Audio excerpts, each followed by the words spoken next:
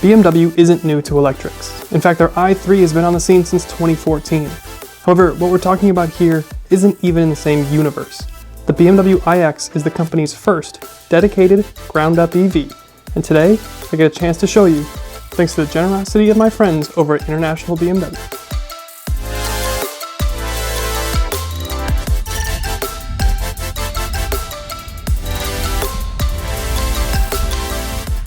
Welcome to the first look at what BMW believes will be their fully electric future, the iX.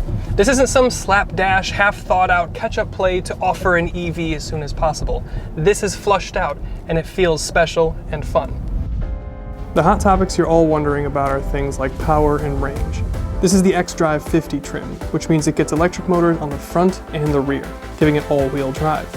Combined power output from these motors amounts to a whopping 516 horsepower and 564 pound-feet of torque. And all of that is fed from the 105 kilowatt battery pack underneath. And whether you go for the 21 or 22-inch wheels, you still get over 300 miles of range. And to say it's quick is an understatement. 0 to 60 in under 4.5 seconds from something that weighs over 5,500 pounds. And not only that, but the sounds that accompany this thing, incredible.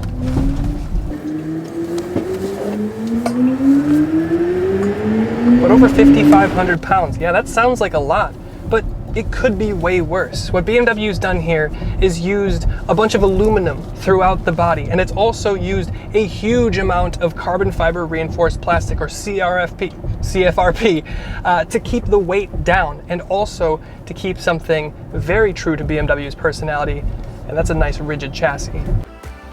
Sure, this is an EV, but it's wearing the roundel, which means it has a duty to pursue the essence of the ultimate driving machine. And you can't be the ultimate driving machine with weak dynamics, which is exactly why BMW went with the CFRP and aluminum. And the result is something that feels BMW sharp. It's so easy to get singularly focused on things like 0 to 60 numbers or straight line speed in EVs, but if you focused solely on that, you'd be missing the bigger picture here. The batteries are in the floor, so the center of gravity is as low as it possibly can be. This iX is using air suspension that not only allows you to raise and lower the ride height depending on what you're doing, but it also uses the computer to make micro adjustments hundreds of times a second to make sure that the suspension is able to compose that chassis in exactly the way that you or the car thinks is most appropriate for the way you're driving. And then when it comes to turn-in, it's quick, it's sharp, and oh geez. It's very BMW in the sense that it's very dynamic, but there's not a whole lot that comes through the steering wheel in terms of feedback. But it's okay, because it still is a very sharp, very BMW front end. Let's also zoom out and remember that what we're seeing in today's landscape is the first generation of these EVs, so they will undoubtedly improve. However, in the case of this BMW, they've set a very high bar for the others to catch up to. But as a BMW, it has to do the luxury side of things too. We touched on the air suspension and how it'll firm up and sharpen up the car when you want it in sport mode, but this is still a BMW, and as such it's still a luxury car, so they've also tuned the rebound rate of the air springs to ease back when you're in comfort mode. I know every car manufacturer calls their normal driving mode comfort mode, but in this iX it truly is. This car is super nice over mild to moderate road imperfections. The steering is light and easy. The power delivery is smooth. It doesn't snap your neck when you don't want it to, and it's whisper quiet in here. And one of the unsung heroes of a driving experience, regardless of what car it is the visibility. And it's like a fishbowl in here. I can see everything. So it does sporty well, it does luxury and comfort well, but what about efficiency? After all, this is an EV. Well, there's a couple ways that you can go about recouping energy that would be otherwise wasted in an internal combustion car. Of course, we all know one of the main ways is through regenerative braking, and that's been a somewhat touchy subject with me and all of the EVs that I've tested, and it's largely because whenever I get into a car that has regenerative braking or one pedal driving, it's never quite as predictable as I would want. Now, of course, the longer that you live with something, the more that you drive it, the more used to it you would get.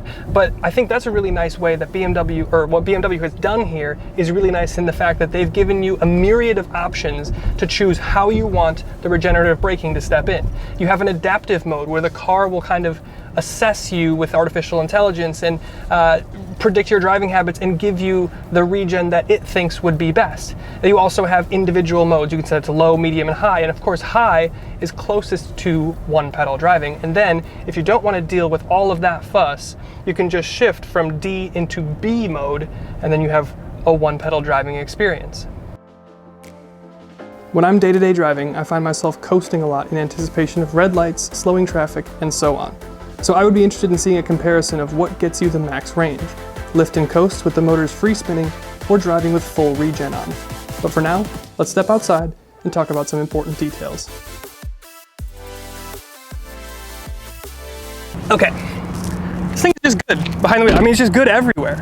It's quick, it's sporty, it's dynamic, it's quiet, it's luxurious, it's incredibly comfy.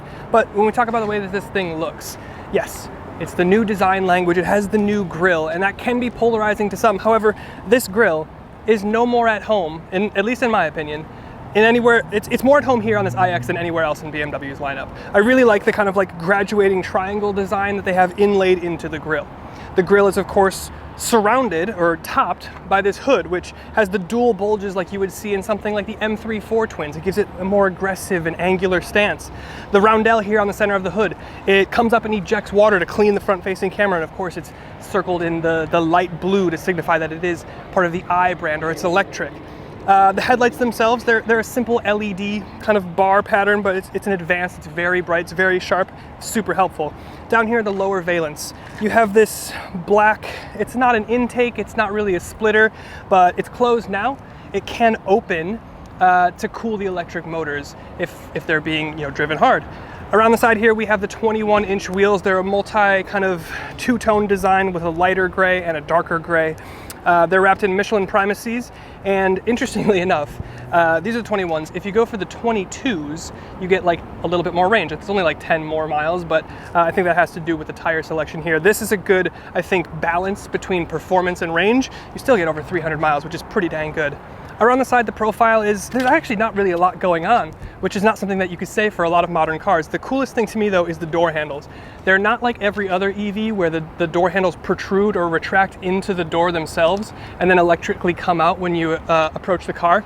I get a lot of feedback from Tesla owners and stuff in the comments saying how in colder climates, like here in Wisconsin, that people's door handles are just not coming out, and then guess what? You can't get into your car. Not an issue with here. C-pillar with the iX, and it's all black painted and it looks very cool. Around the back, you get a sense of how wide this thing is. It gives it kind of like a sporty stance. But the back is kind of interesting in terms of design because the front is very angular, aggressive, it's very in your face, and the back is a lot softer. You've got a simple LED tail bar. It's not full width, but it does have a nice look.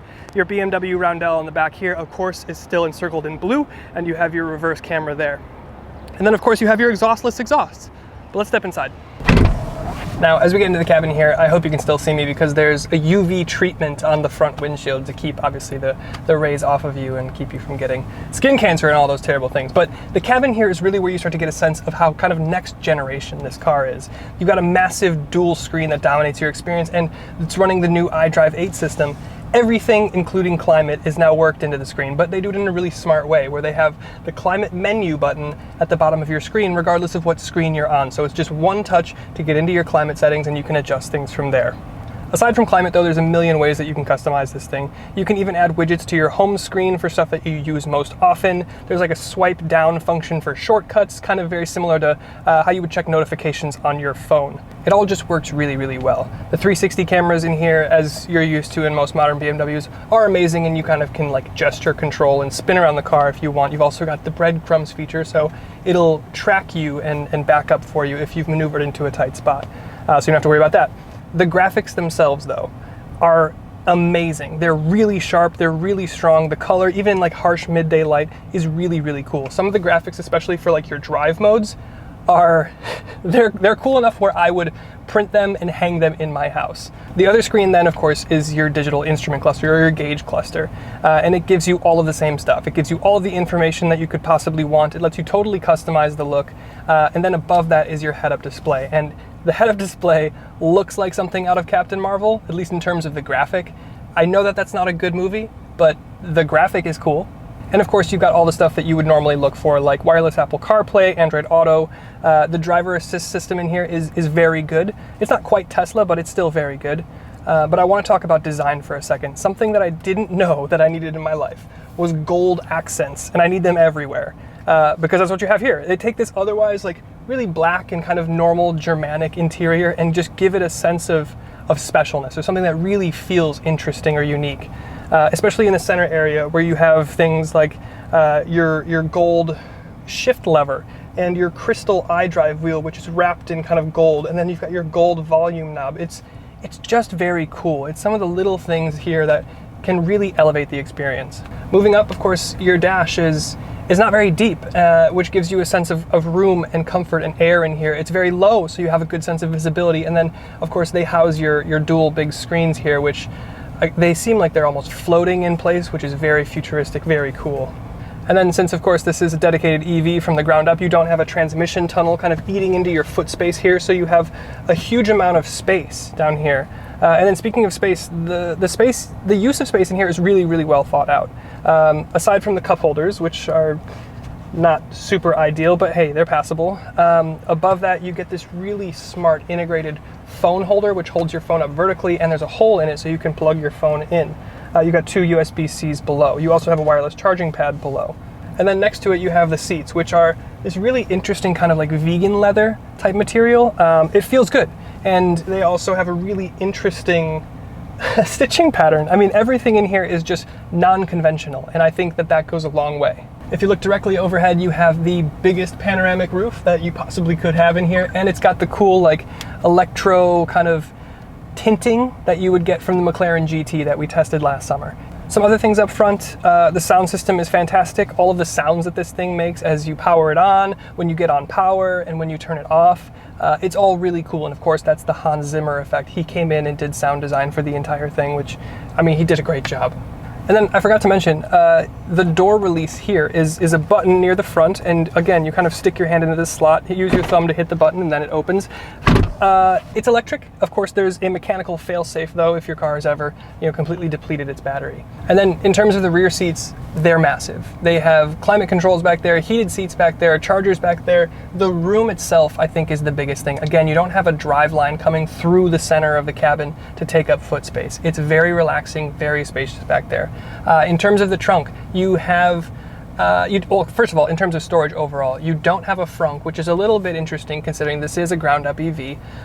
But the fact is you have so much room in the cabin, and the trunk itself is a great size. The load floor is a little bit high, but the actual size is completely usable. So ultimately, whether you're being driven or you're driving, the interior here on this iX is a great place to spend time. And I think with that, it's probably a good time to get into the final thoughts. After having spent a good amount of time with this iX, it's, at least in my opinion, the best all-around car in BMW's lineup today. It's fast when you want it to be, comfy when you need it to be, it's modern, efficient, and super practical. It's a great car and even better EV. So thanks again to my friends at International BMW for letting me play around. Thank you so much for watching, and we'll see you in the next one.